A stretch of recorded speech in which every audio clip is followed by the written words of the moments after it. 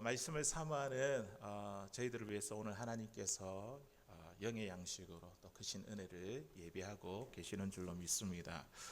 우리가 지금 마가복음 1장부터 쭉 살펴왔는데요. 지금 11장까지 16장까지 있는데 이제 11장까지 이렇게 왔습니다. 그동안 그 예수님의 그 사역을 우리가 돌아보고 또 예수님께서 가는 방향을 보면 지금 한 곳을 보고 가고 계시고 있으시죠. 어디를 보고 지금 어디를 향해서 가고 있습니까? 예루살렘 성이죠. 예루살렘 성을 향하여 가고 있는데 그 속에서 많은 사람들을 만나셨습니다. 그래서 우리가 지금까지 살펴보니까 어떤 사람들을 만났습니까? 예수님의 12제자, 그리고 유대의 종교 지도자들, 서기관, 바리새인, 장로들, 이런 유대의 종교 지도자들, 그리고 예수님께 특별히 많이 만나신 분이 있는데 그 사람들이 누구입니까? 많은 환자들, 이렇게 만나셨습니다.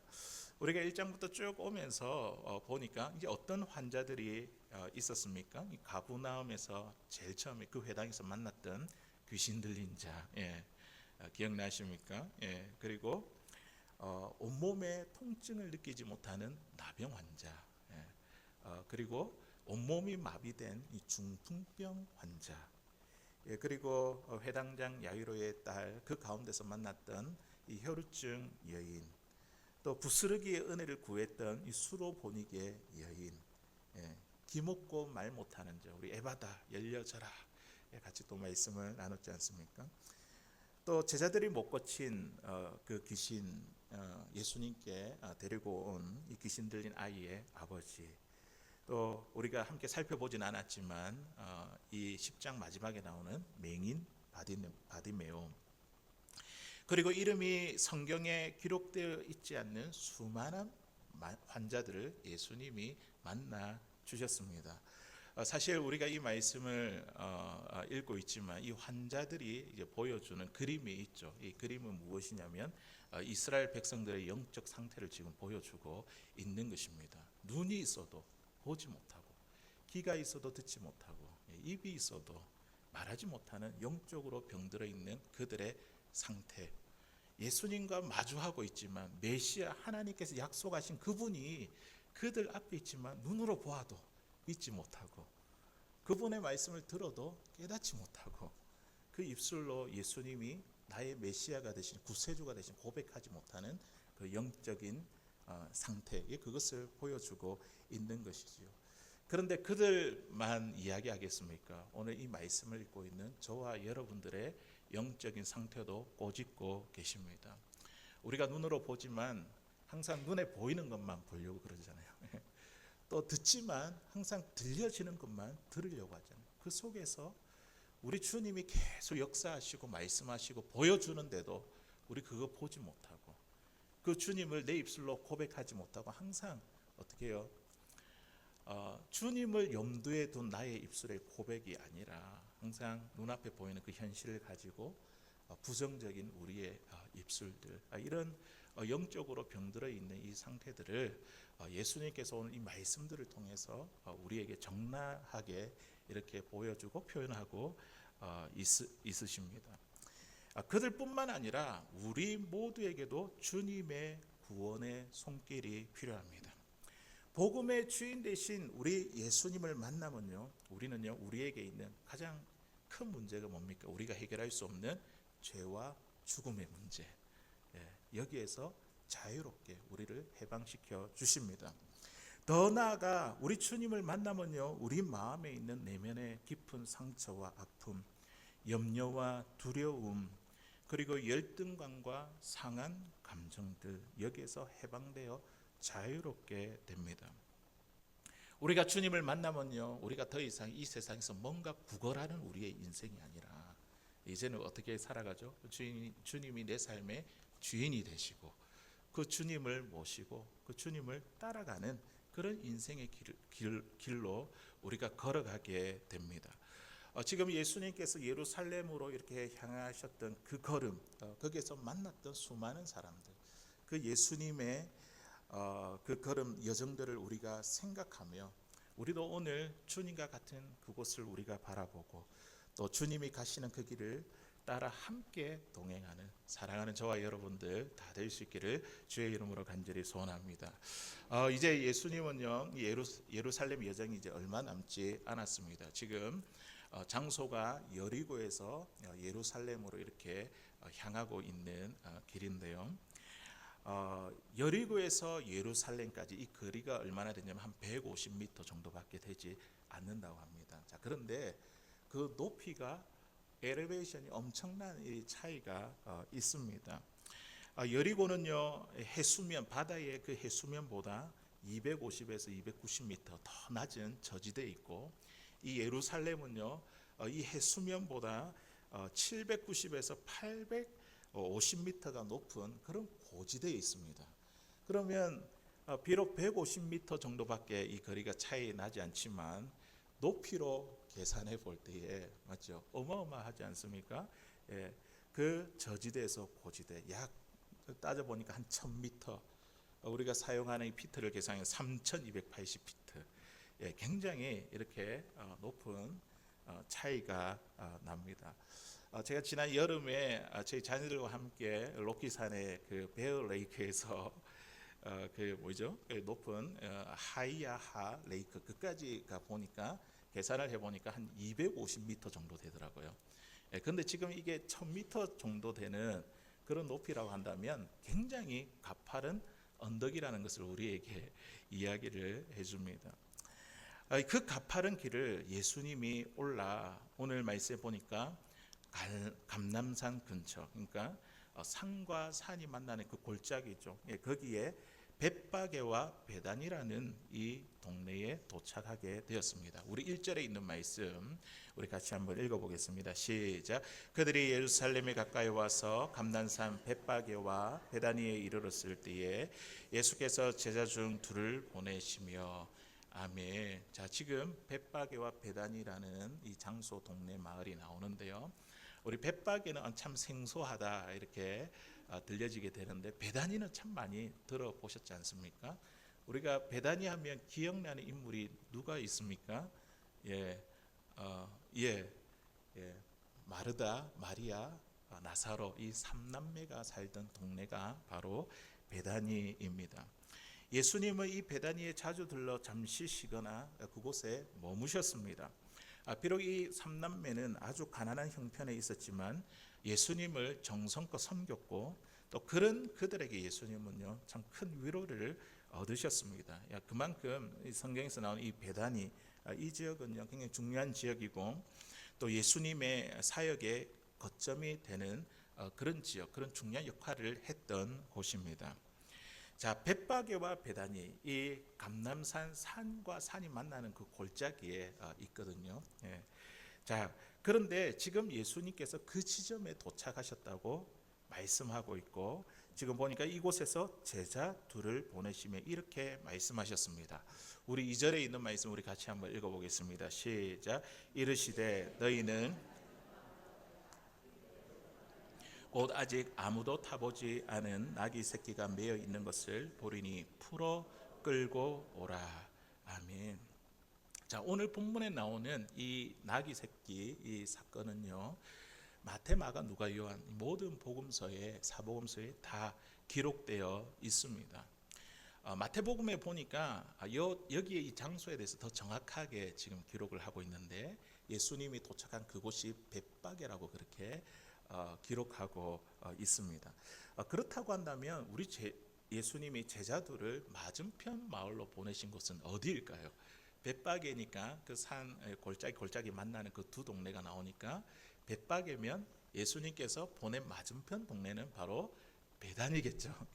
베단이라고 우리가 추측할 수 있습니다. 주님은 그곳에 가서 묶여 있는 나귀 새끼를 지금 풀어오라고 말씀하고 있습니다. 이런 예수님의 명령에 우리가 조금 참 애매하게 들리지 않습니까? 누구의 집에 있는 그 나귀를 데리고 오라 이것도 아니고 그냥 막연하게 동네에 가가지고 이 나귀 새끼를 풀어가지고 데리고 오라. 정말 제자들의 입장에서도 순종하기가 좀 불편했을 것 같아요. 이게 어디인지 정확하게 알지도 못하고 무조건 가서 데리고 오라 이라니까 참 그럴 것 같아요. 자, 그런데 우리 예수님은 제자들의 이러한 난처한 입장을 아시고 대답할 말을 미리 가르쳐 주셨습니다. 그게 이제 본문 3절에서 6절까지 있는 말씀입니다. 우리 같이 읽어보겠습니다. 시작. 만일 누가 너희에게 왜 이렇게 하느냐 묻거든 주가 쓰시겠다 하라. 그리하면 즉시 이리로 보내리라 하시니 제자들이 가서 본즉 나귀 새끼가 문 앞 거리에 메어 있는지라. 그것을 푸니 거기 서 있는 사람 중 어떤 이들이 이르되 나귀 새끼를 풀어 무엇 하려느냐 하며 제자들이 예수께서 이르신 대로 말한대 이에 허락하는지라. 아멘. 자, 예수님께서 그들에게 할 말을 주셨죠. 미리 어떤 말을 주셨습니까? 주가 쓰시겠다 하라. 그렇게 물어보면 주가 쓰시겠다 하라. 이게 다예요. 이게 다. 물어보면 주가 쓰시겠다.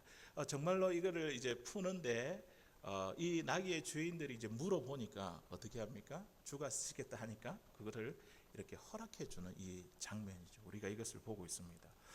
우리가 이 장면을 보면 참 좀 신기하고 놀랍습니다. 왜냐하면 제자들이 그렇게 잘 따졌던 제자들이 예수님께 아무 이야기도 안 하고 그렇게 순종하는 것, 그리고 그렇게 풀어가는데도 이 주인들이 그냥 허락하는 이 모습을 보면요, 너무 순조롭게 이루어지는 이 모습이 참 신기하기도 합니다. 자, 그런데 놀랍게도 이 장면은요, 구약의 스가랴 선지자를 통해 이미 예언된 말씀입니다. 이 말씀이 그대로 이루어지는 것이죠. 하나님이 계획하시고 뜻하시는 것이 그대로 이루어지니까 아무 말이 없는 거예요. 우리 스가랴 9장 9절에 있는 말씀 읽어보겠습니다. 시작. 시온에 따라 크게 기뻐할지어다. 예루살렘에 따라 즐거이 부를지어다. 보라, 내 왕이 내게 임하시나니 그는 공의로우시며 구원을 베푸시며 겸손하여서 나귀를 타시나니 나귀의 작은 것 곧 나귀 새끼니라. 아멘. 스가랴가 이 말씀을 예언하고 전할 때 그 당시와 또 예수님이 지금 행하시는 이 일의 간격을 계산을 해보니까 무려 520년 전의 일입니다. 그러므로 예수님은요, 지금 이 벳박에 이 베다니 이 동네에 와서 그냥 우연히 제자들에게 어디 나귀 한 마리 없나 좀 살펴봐라 이렇게 말씀하신 게 아니라는 거죠. 하나님의 계획과 그 뜻을 알고 이 스가랴 선지자가 예언한 그 말씀을 그대로 지금 이루시는 것이죠.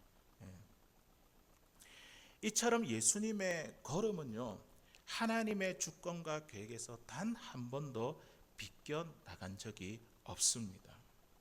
우리 주님께서 이 땅에 오셔서 내디디신 그 삶의 발자국, 그리고 그분이 하신 이 말씀 하나하나는요, 하나님의 뜻에 의해 계획된 행동과 또 계획된 발언이었습니다.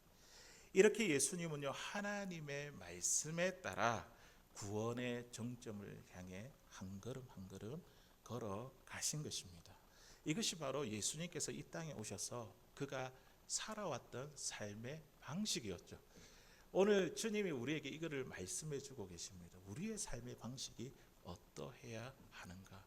우리가 예수님을 믿고 그리스도인이 되었지 않습니까? 그리스도인이 되었다면 우리의 삶의 방식이 완전히 달라진 사람이라는 뜻입니다.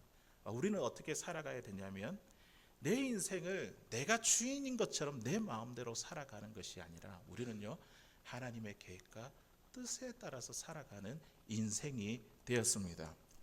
하나님의 뜻대로 살아가는 것이 우리의 삶의 방식이 되어야 된다는 것이죠. 그러므로 우리는요, 어떤 문제와 사건을 두고요, 항상 하나님께 여쭈어 보아야 됩니다.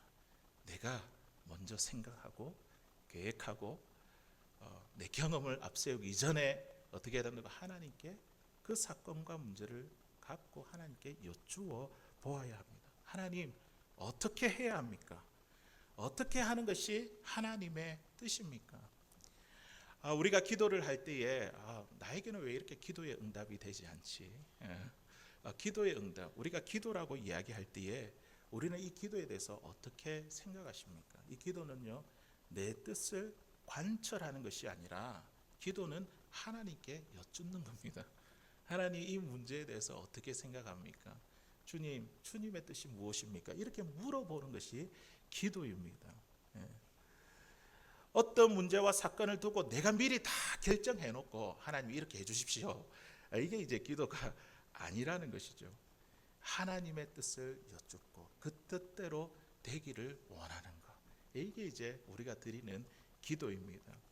기도의 응답은요, 내 뜻을 이루어내는 것이 아니라 하나님의 뜻이 내 삶 가운데 이루어지는 것, 이루어드리는 것. 이것이 기도의 응답인 줄로 믿습니다. 예.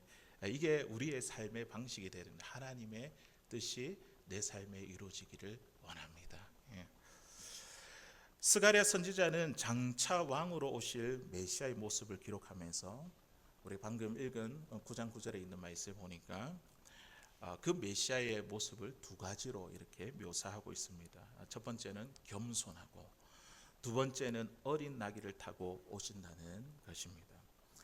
유대의 역사학자 이 요세푸스가요, 이스라엘에 있어서 이 나귀는 무엇을 의미하는가? 이 나귀는 섬김과 봉사를 의미하는 짐승이라고 이야기를 합니다. 왜냐하면 나귀가 무엇을 합니까? 인간의 짐을 대신 짊어지기 때문입니다. 그 나귀가 이 섬김과 봉사의 의미를 가지고 있습니다.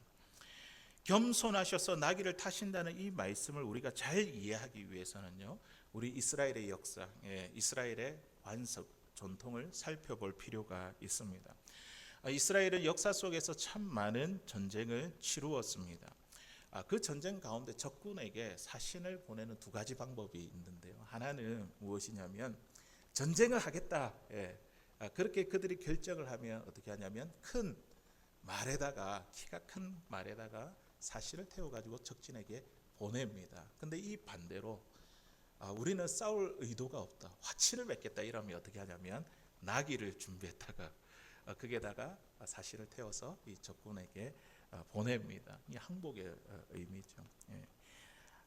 이것이 적군에게 사신을 보내는 이스라엘의 전통과 관습이었습니다. 자, 그런데 오늘 예수님이 예루살렘 성에 어떻게 들어가신다고요? 나귀 새끼를 타고 예루살렘 성에 입성하십니다. 이런 예수님의 모습은요, 이스라엘 백성들이 지금 기대하고 있는 그 그림이 절대 아니었습니다. 예수님이 예루살렘에 입성할 때의 사람들의 모습을 보십시오. 예수님은 나귀 새끼를 타고 예루살렘 성에 들어가는데 그들은 환호하고 앞서서 뒤서서 외치면서 마치 이 왕의 행차를 방불케 합니다. 우리 8절에서 10절까지 있는 말씀 우리 같이 한번 읽어보도록 하겠습니다. 시작.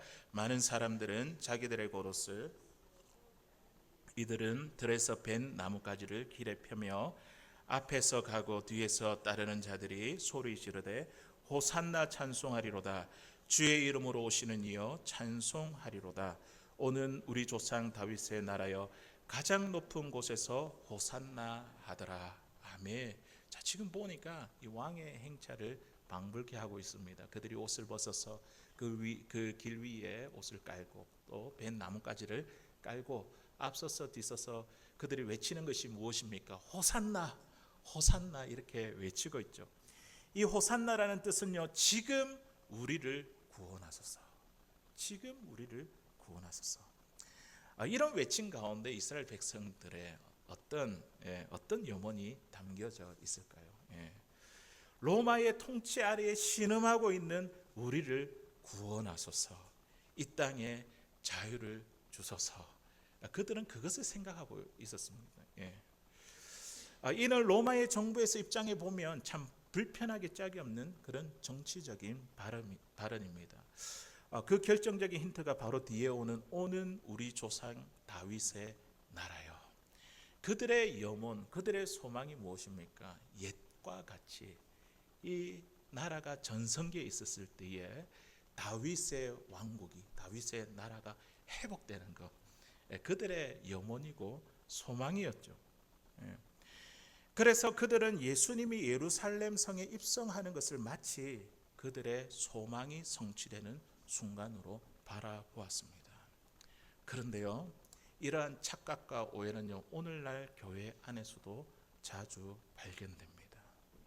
우리도 예수님을 믿을 때에 내 소망을 성취하는 분으로, 우리가 그분으로 우리가 바라보고 믿고 기대하는 저와 여러분들은 아닙니까?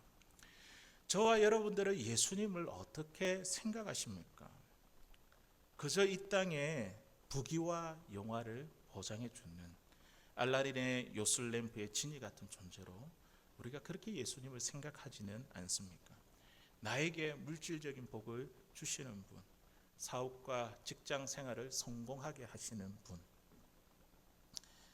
자녀들을 형통하게 하시는 분, 나의 건강과 장수를 허락해 주시는 분, 이런 분으로만 우리가 예수님을 기대하는 것은 아닙니까? 오늘 마가복음에는 기록되지 않았지만 이와 똑같은 이제 본문이 누가복음에 보니까 이런 백성들의 기대 때문에 참 예수님께서 슬퍼하시고 우시는 장면이 있습니다. 누가복음 19장 41절에 있는 말씀을 보니까요. 우리 한번 읽어보겠습니다. 가까이 오사 성을 보시고 우시며. 아멘. 예.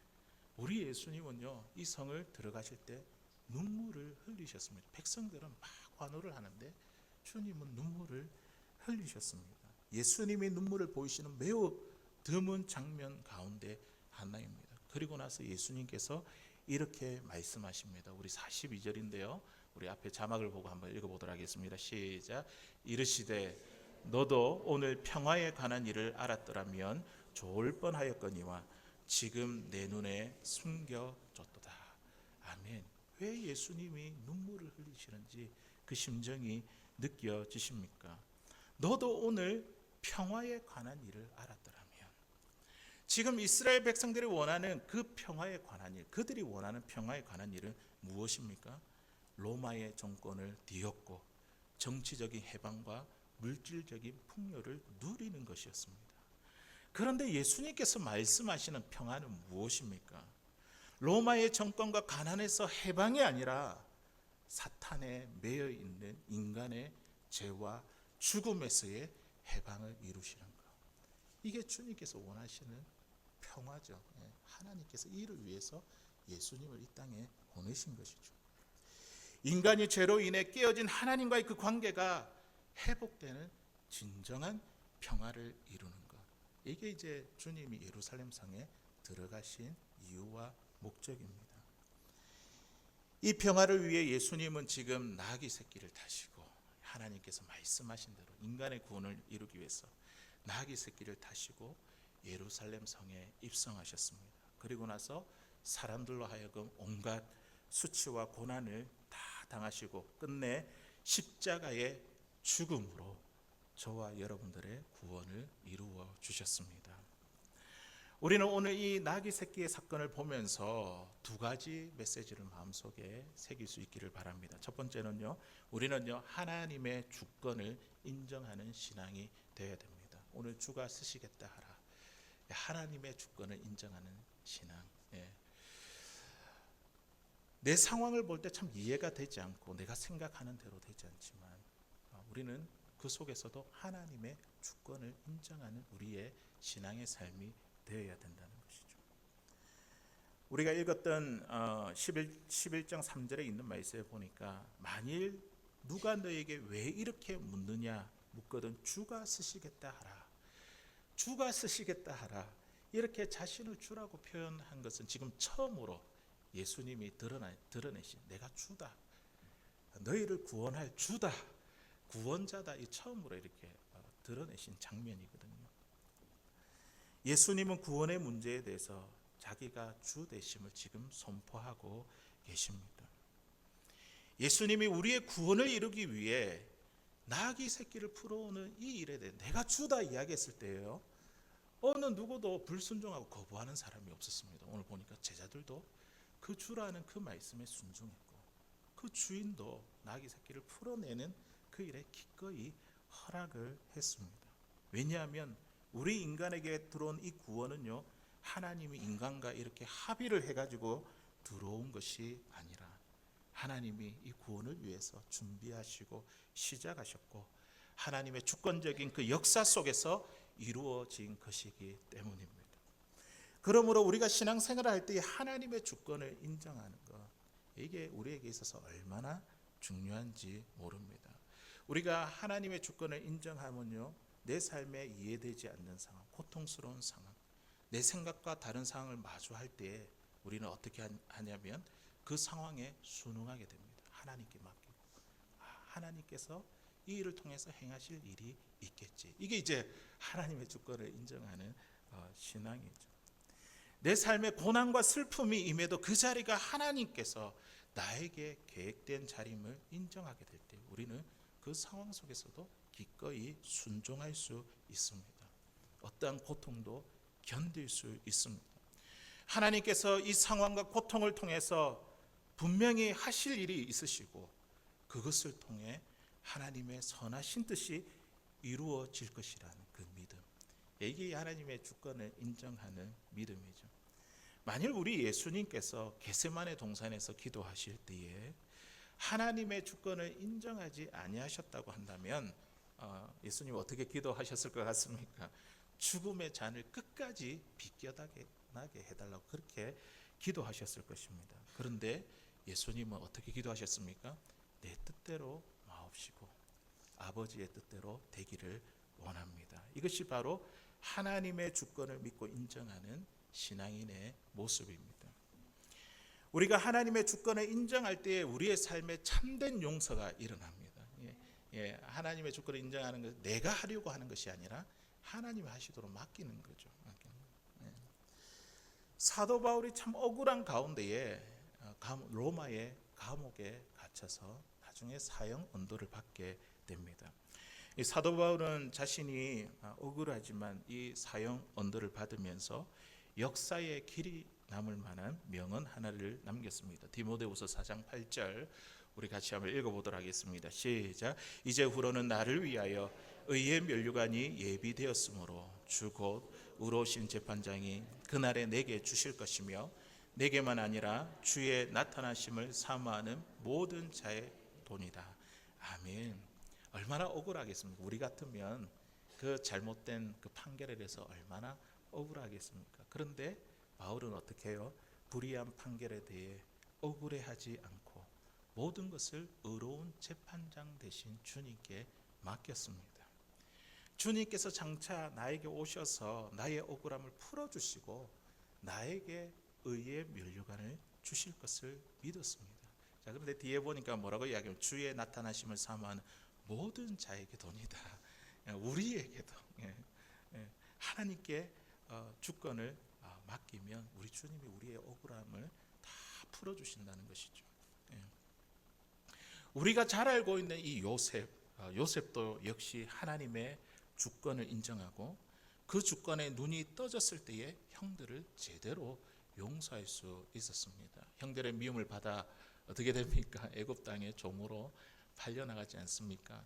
그렇게 엄청난 고난, 고통 가운데서 하나님의 그 섭리 가운데 그 애굽의 총리가 되잖아요. 그리고 이 형제들이 먹을 것이 없어가지고 이 애굽에 먹을 것을 달라고 할 때에 이 요셉이 형들을 보면 어떻게 합니까? 우리 같으면 어떻게 하겠습니까? 지금의 기회다 하면서 복수하고 싶겠죠. 우리 창세기 45장 8절에 있는 말씀 우리 같이 읽어보겠습니다. 시작. 그런즉 나를 이리로 보낸 이는 당신들이 아니요 하나님이시라. 하나님이 나를 바로에게 아버지로 삼으시고 그 온 집의 주로 삼으시며 애굽 온 땅의 통치자로 삼으셨나이다. 아멘. 우리의 삶에 일어나는 것 우연이 아니라 다 하나님의 인도하심과 하나님의 뜻대로 되는 것임을 믿습니다. 요셉이 고백하는 것이 무엇입니까? 형들이 두려워하는 그때에 그 하나님이 애굽에 팔려가지고 이곳에 온 것이 형들이 그렇게 한 것이 아니라 누가 하셨다고요? 하나님께서 그렇게 한 겁니다. 나를 먼저 보내주신 겁니다. 그리고 또 뭐라고요? 하나님이 나를 바로의 아버지로 삼아주셨습니다. 이 집에 주로 삼아주셨고 애굽의 통치자로 삼아주셨습니다. 요셉의 그 말의 끝에 항상 하나님께서 행하시고 이루셨습니다. 이게 바로 하나님의 주권을 인정하는 신앙입니다. 사랑하는 성도 여러분, 오늘 주님께서 주가 쓰시겠다 이 나귀를 풀 때에 주가 쓰시겠다는 이 말씀에 하나님의 주권을 인정하는 그 신앙 우리도 갖게 되기를 바랍니다. 내가 이해할 수 없지만 내 생각과 뜻과 내 논리와 경험을 내려놓고 나에게 처한 그 상황을 하나님께 맡기고 기꺼이 순종할 수 있는 그런 믿음의 사람 될 수 있기를 주의 이름으로 간절히 소원합니다. 한 가지 더, 우리 이 나귀 사건을 통해서 우리의 인생은요 쓸모없는 인생이 없습니다. 다시 말해서 하나님께서 사용하지 못하실 사람은 아무도 없다는 것이죠. 오늘 이 나귀 새끼 한 마리, 사람들이 무심코 지나갈 수 있는 그 한 마리도 우리 하나님은요 구속의 역사를 위해 계획하고 사용하시는 분이십니다. 어느 두 청년이 미국 유학생활 가운데에 만나서 결혼하게 되었습니다. 그런데 아무래도 이제 두 사람이 함께 유학생활을 하니까 형편이 어려워서 한 사람은 포기를 해야 되는데 그 아내가 남편을 위해서 자기가 공부하는 것을 내려놓게 되었습니다. 그리고 나서 남편 뒷바라지를 하게 되었습니다. 그 덕분에 남편은 무사히 졸업을 하고 좋은 직장을 구하게 되었습니다. 그런데 어느 날 이 부부가 이제 부부 싸움을 하다가 남편이 화가 난 나머지 이 아내에게 해서는 안 되는 말이 있는데, 해서는 안 될 말이 있는데 그것을 이렇게 해서 너 같은 것은 필요 없어. 해서는 안 되는 말을 입 밖으로 이렇게 나와서 소리를 질렀습니다. 그 말이 아내에게 얼마나 크게 상처가 되었는지 남편이 용서를 구하고 화해한 뒤에도 잊혀지지 않고 그 아내의 마음이 가슴에 콕 박혔습니다. 그래서 부부싸움을 할 때마다 항상 이 말을 들먹거리는 거죠. 그렇게 싸움이 반복되다가 결국 이 둘은 헤어지게 되었습니다. 사람을 가장 비참하게 하는 말이 무엇이냐면 그것은 바로 쓸모없다는 말입니다. 누군가 우리에게 쓸모없다 이렇게 말할 때에 이것은요 우리 인생에 있어서 가장 가슴 아픈 말이 될 것입니다. 그러나 기억하십시오. 하나님은요 저와 여러분들을 쓸모없는 인생으로 부르시지 아니하셨습니다. 우리를 지명하여 부르셔서 우리를 하나님의 것으로 삼아 주셨습니다. 우리는 하나님께 사랑받는 보배롭고 존귀한 자입니다. 예수님의 피값으로 사신 한 분 한 분들이죠. 이사야 43장 1절 있는 말씀 우리 같이 읽어보겠습니다. 시작. 야곱아 너를 창조하신 여호와께서 지금 말씀하시느니라. 이스라엘아 너를 지으신 이가 말씀하시느니라. 너는 두려워하지 말라. 내가 너를 구속하였고 내가 너를 지명하여 불렀나니 너는 내 것이라.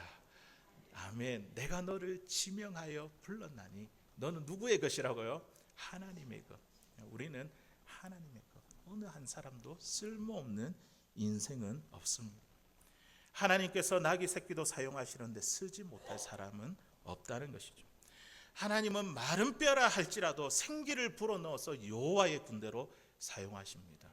마른 막대기라 할지라도 그 막대기에 꽃을 피우고 열매 맺게 하시는 분이십니다. 아무도 거들떠 보지 않고 작고 어린 이 나귀에게 예수님을 등에 태우는 영광스러운 이 역할을 맡기신 분이 하나님이시라는 우리가 이 사실을 우리가 깨닫게 될 때에 우리가 이번 한 주간도 우리의 세상의 삶 우리가 살아갈 때에 예수님을 우리 등에 태우고 참 하나님께 영광스럽게 쓰임 받는 행복한 나귀와 같은 인생이 되는 사랑하는 저와 여러분들 될 수 있기를 주의 이름으로 간절히 소원합니다.